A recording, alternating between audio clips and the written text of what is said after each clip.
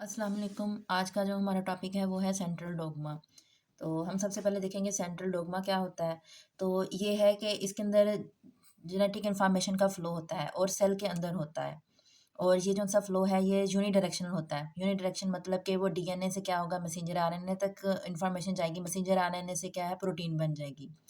तो जो डीएनए से मैसेंजर आरएनए बनता है, ये प्रोसेस को हम ट्रांसक्रिप्शन कहते हैं।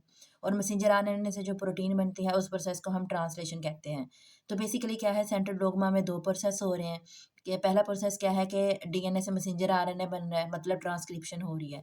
और फिर जो सेकंड स्टेप है उसके अंदर क्या है, मैसेंजर आरएनए से प्रोटीन बन रही है, जो कि क्या है, हमारे पास ट्रांसलेशन है।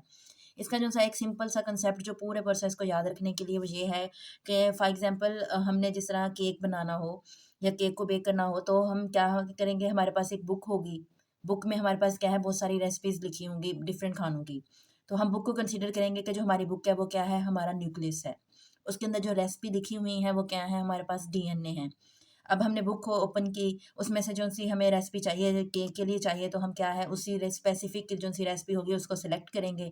मतलब जो स्पेसिफिक डीएनए होगा, हमारा डिज़ायर्ड डीएनए, हम उसको सेलेक्ट करेंगे। फिर क्या है कि हम जो रेसिपी जो-सी है उसी को कॉपी कर लेंगे, मतलब कि उसको देख लेंगे कि हमें यही चाहिए। कॉपी में रेसिपी करने से क्या मुराद होगा कि हम जो-सा हमने न्यूक्लियस के अंदर जो डीएनए सेलेक्ट किया उसकी हमने क्या किया, ट्रांसक्रिप्शन कर ली। अब रेसिपी कॉपी कर ली, फिर हमने क्या है, रेसिपी का नोट बना लिया, मतलब कि हमने उसको अलग पेज पे राइट कर लिया। बुक तो नहीं हम लेके जाएँगे ना किचन में। हमने उसका अलग से नोट्स बना लिए कि हमें क्या-क्या चीज़ें रिक्वायर्ड हैं या क्या-क्या जो इन्फॉर्मेशन है उसका अलग से नोट बना लिया।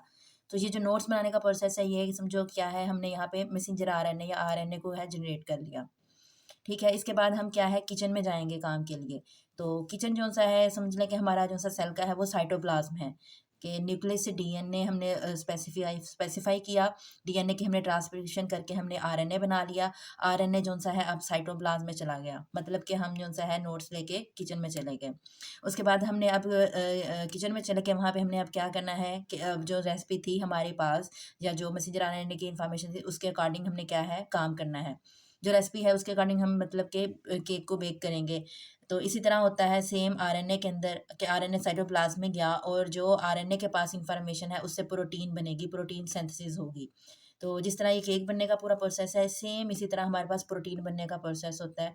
मैं एक बार इसका दोबारा रिपीट कर देती हूँ कि न्यूक्लियस के अंदर हम एक डीएनए को स्पेसिफ़ाई करेंगे, वो डीएनए की ट्रांसक्रिप्शन होगी, ट्रांसक्रिप्शन से उसका क्या होगा, मैसेंजर आरएनए बनेगा, मैसेंजर आरएनए साइटोप्लाज़्म में जाएगा और वहाँ पे राइबोसोम्स के साथ मिलके क्या करेगा, प्रोटीन की सिंथेसिस करेगा।